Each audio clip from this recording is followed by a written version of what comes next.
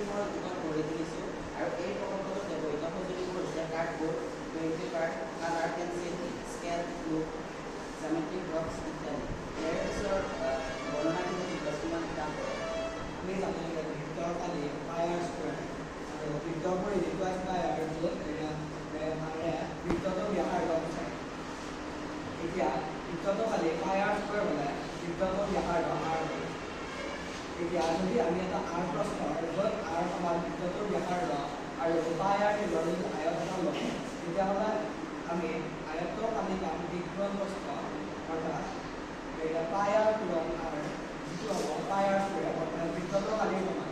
অৰ্থাৎ এই প্ৰকল্পটিৰ দ্বাৰা আমি ইয়াতে বুজি ল'ব পাৰোঁ যে বৃত্তটোৰ কালি যিমান হ'ব আয়তটোৰ কালি তাৰ সমানেই হ'ব অৰ্থাৎ পায়াৰ স্কুৱেৰ হ'ব। এতিয়া এই প্ৰকল্পটি এবাৰ দেখুৱাবলৈ কৰ্মফল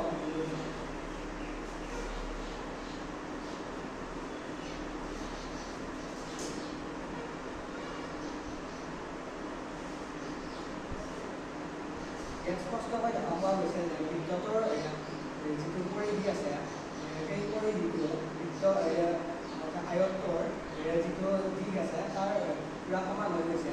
অৰ্থাৎ আমি ইয়াৰ দ্বাৰা এইটো বুজিব পাৰোঁ যে বৃত্তটোৰ পৰিধি যিমান হ'ব